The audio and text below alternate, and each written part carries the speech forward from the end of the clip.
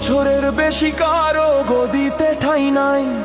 স্বৈরাচারী হওয়ার রাস্তা বন্ধ করা চাই। সংসদ হবে 2 কক্ষের, বিচার হবে স্বাধীন। লুটপাটের দিন শেষ হবে, আসছে নতুন দিন।